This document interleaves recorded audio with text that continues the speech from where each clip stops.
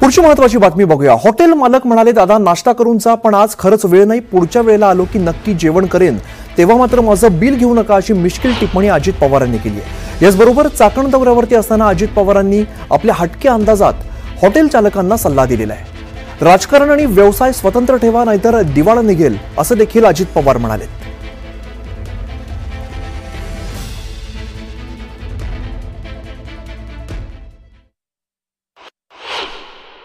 अधिक बोलून मी आपला वेळ घेत नाही। थोडासा हनुमंतरावनी मला जरा वर दादा बसा, थोडासा नाश्ता पाणी करा, परंतु आज खरोखरच वेळ नाहीये। परत कधीतरी जेवायला येईल त्यावेळेस माझं बिल घेऊ नका, जेवण राहिले बाकी असं समजा, तिथं गमतीचा जाऊया।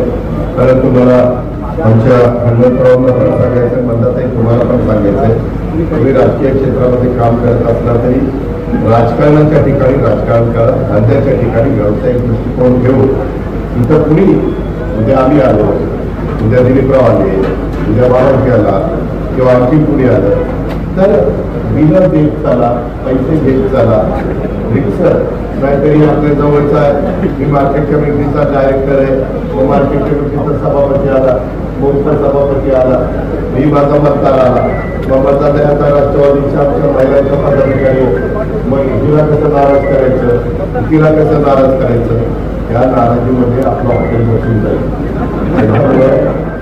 जसं व्यापारी लोक व्यापारी दृष्टिकोनातून व्यवसाय करतात, तसं आपण शेतकऱ्यांच्या मुलांनी, शेतकऱ्यांच्या सगळ्या माझ्या सहकाऱ्यांनी हे शिकलं पाहिजे